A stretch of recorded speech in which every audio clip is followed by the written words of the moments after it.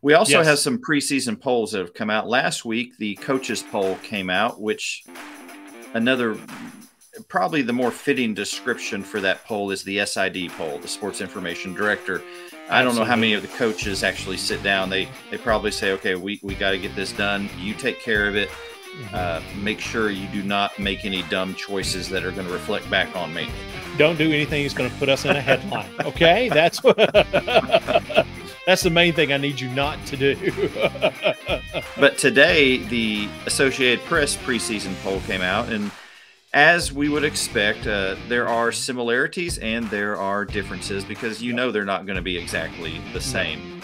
But at the top of both polls is Georgia, looking for a three-peat this year, and they're repeat. Yep. starting out on top. Michigan coming in at 2, and then we have a discrepancy. Ohio State and the AP at 3. Coaches poll has Alabama at 3, and then reverse on the polls on that. Both polls have LSU at 5. So looking through the SEC teams, we have Tennessee coming in, a top 10 team. Remember, we're counting Texas and Oklahoma in the SEC as well. But you have a good number here. And Texas, Oklahoma, Ole Miss, Texas A&M. So pretty good showing overall for the SEC. Yeah, and an interesting thing is specifically in the AP poll, LSU at number 5. That is their highest AP preseason poll ranking in 7 years. So that's a really nice place for them to be. I think it shows a lot of what we've already talked about to some extent about the things that Brian Kelly has been able to do there.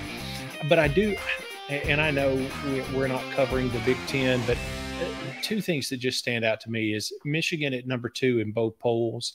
I don't. I can see them being top five, but I don't know that I understand number 2.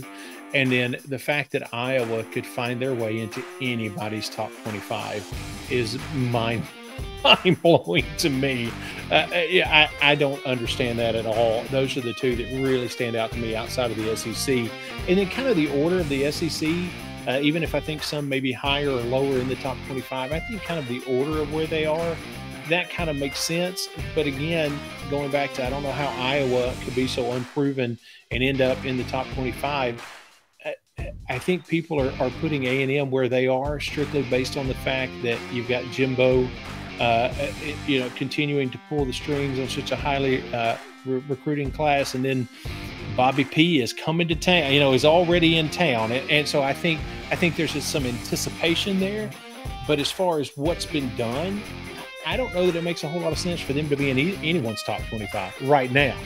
They could change that in the first couple of weeks of the season, but not right now. As we said before, preseason polls are fun to talk about. Yep.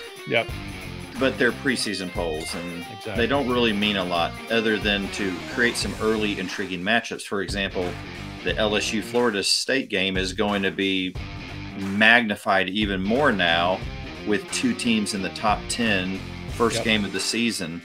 The TV network is going to love that one. And Tennessee, Alabama, both of those teams win the games they're supposed to win. You're looking at third Saturday in October being a matchup again between 2 top 10 teams, which would be back-to-back seasons. And last season was the first time in a long time that had happened. So, it does kind of put it in position for that to happen as well.